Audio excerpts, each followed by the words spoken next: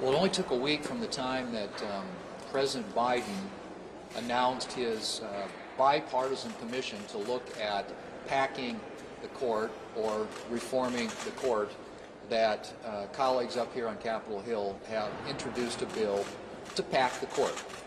And it is a blatant political power grab.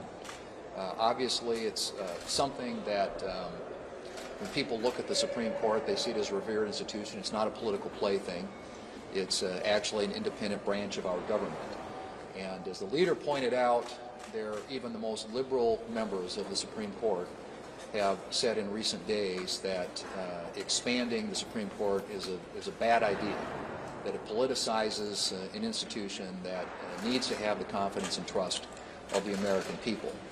Even President Biden, when he was a member of the United States Senate, characterized it as a bonehead idea. So it's important, I think, for all of us to understand what's at stake here, and I don't think it's lost on the American people that this is a blatant attempt by the Democrats here in Congress to try and destroy the integrity of an institution and designed to simply to acquire power here in Washington.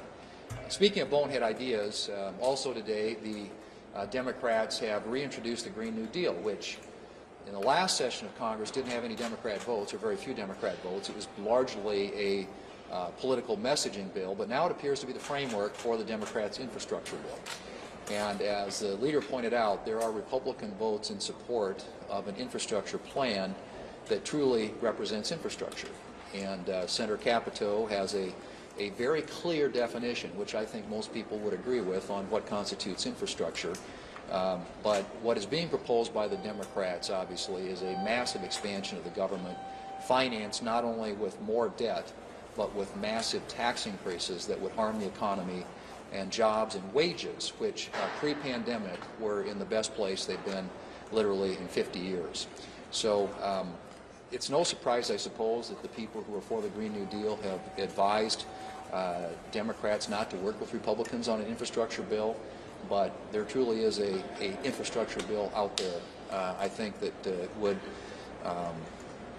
that could get both Republicans and Democrats to vote for, if in fact the Democrats would come to the table, negotiate in good faith, and talk about what truly constitutes infrastructure in this country.